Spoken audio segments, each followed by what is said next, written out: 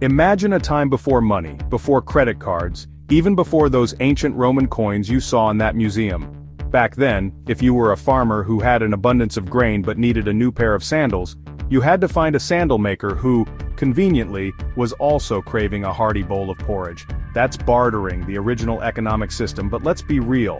Finding that perfect trade-off wasn't always easy. What if the sandal maker already had enough grain? What if they wanted a goat instead?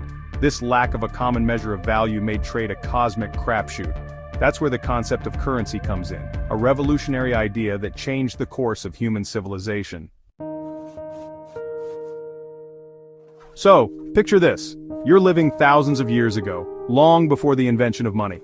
The world is a vastly different place, with no coins, no paper bills, and certainly no digital transactions.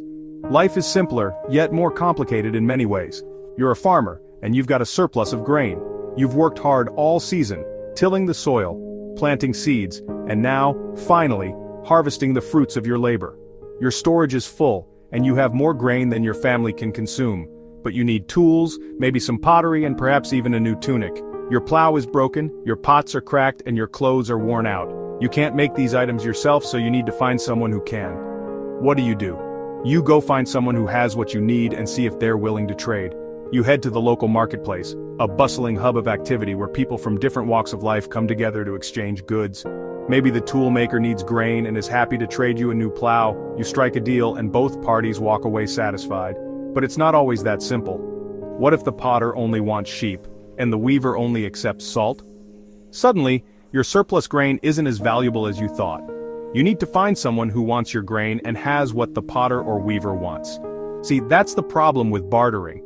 It requires this double coincidence of wants, which, as you can imagine, wasn't always easy to find. You might have to negotiate with multiple people, each with their own needs and wants, to finally get what you need. You might spend days, even weeks, trying to find the right person who wants what you have and has what you need. This could involve long journeys, carrying your goods over great distances, and dealing with the uncertainty of whether you'll find a trade partner at all.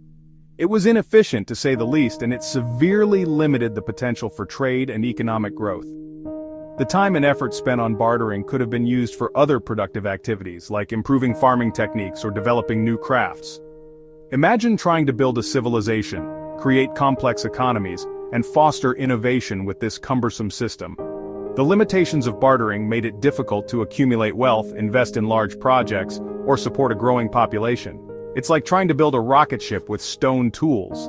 The tools and methods available were simply not up to the task of supporting a complex, interconnected society. You need a better system, a more universal system. This is where the concept of money comes into play, revolutionizing trade and enabling the growth of civilizations. Now, humans are clever, right? We're problem solvers. From the dawn of time, we've faced countless challenges and found innovative ways to overcome them. And this whole bartering dilemma, it was a problem that needed solving. Imagine trying to trade a goat for some grain, but the other person doesn't need a goat. It was chaotic and inefficient. So, what do? We started looking for a more practical, universal form of exchange, something that everyone would accept and that could be easily divided and transported. Enter the first forms of currency. These early currencies were revolutionary, changing the way people traded and interacted. Now, these weren't coins or banknotes as we know them. They were items that had intrinsic value and were widely accepted. Instead, people started using things that were readily available, valuable in their own right, and importantly, somewhat standardized. Items like cowrie shells became popular. We're talking about things like cowrie shells, which were durable, easily countable, and relatively rare. They were small enough to carry around and could be used in various transactions. In other parts of the world, people used things like obsidian, a volcanic glass that was sharp and useful for making tools and weapons. Salt, which was essential for preserving food, grain, which was a staple in many diets, and cattle, which provided meat, milk, and labor, and even tools as currency. These items were practical and had value beyond just being a medium of exchange. Imagine carrying around a sack of salt to buy a new cloak. Talk about cumbersome.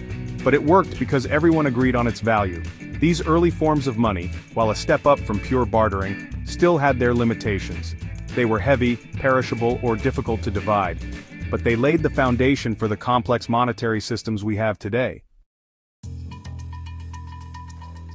But then, around the 7th century BC, something incredible happened in a place called Lydia, which is now modern-day Turkey.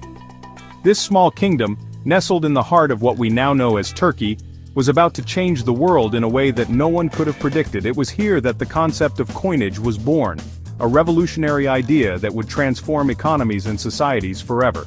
They started making coins out of electrum, a naturally occurring alloy of gold and silver. This wasn't just a random choice. Electrum was abundant in the region and had a unique, attractive appearance that made it perfect for coinage. The use of electrum also meant that the coins had intrinsic value, being made from precious metals.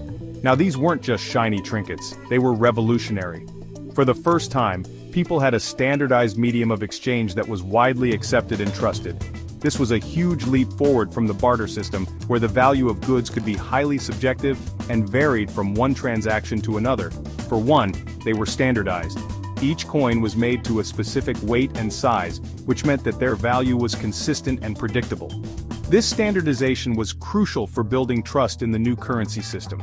Each coin had a specific weight and purity, guaranteed by, get this, the king's seal.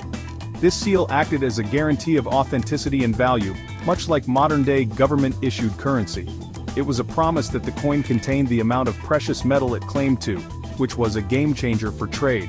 This meant you no longer had to spend time haggling over the weight or quality of the currency. Transactions became quicker and more efficient, as everyone could trust the value of the coins they were using.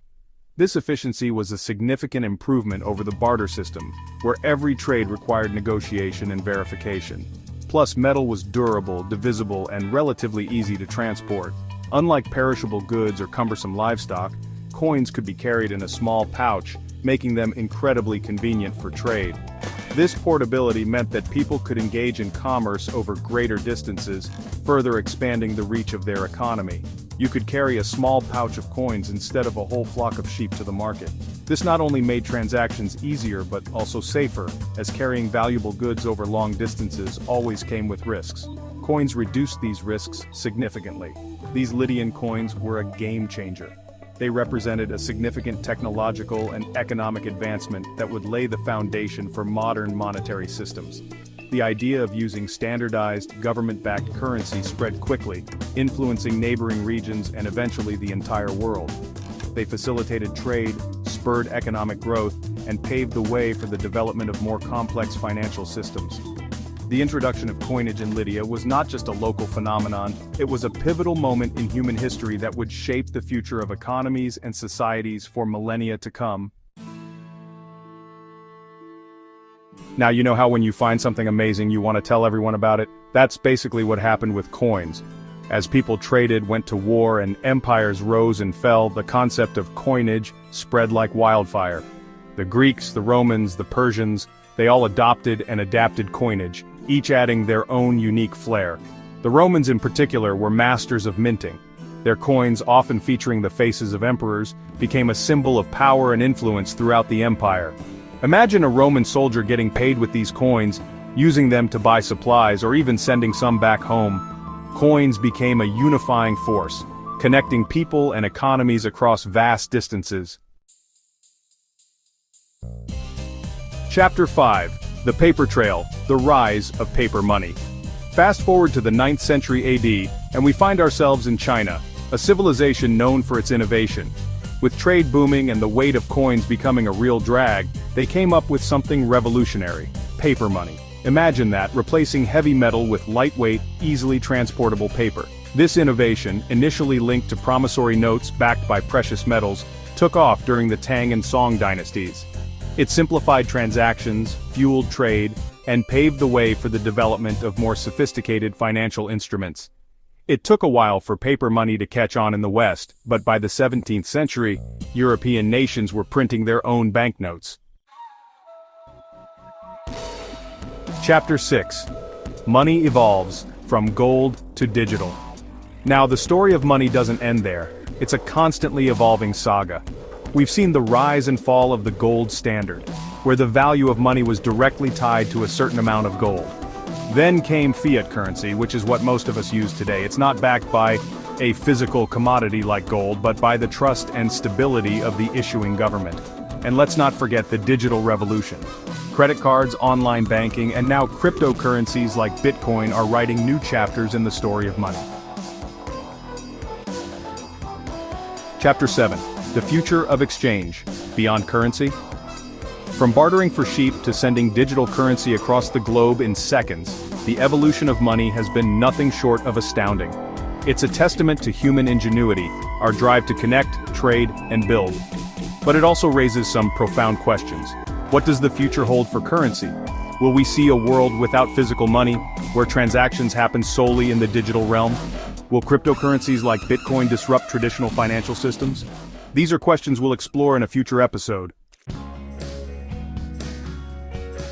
Outro: the currency of the cosmos. From the earliest bartering systems to the rise of digital currencies, the quest for an efficient means of exchange has been a constant in human history. It's a story of innovation, adaptation, and our endless fascination with value. Just like the universe itself, the concept of money is constantly expanding, evolving, and full of mysteries yet to be uncovered. Who knows what cosmic wonders await us in the realm of finance? Perhaps one day we'll be using stardust to fuel our interstellar shopping sprees. Until then, keep those cosmic questions coming, and never stop exploring the fascinating world around us.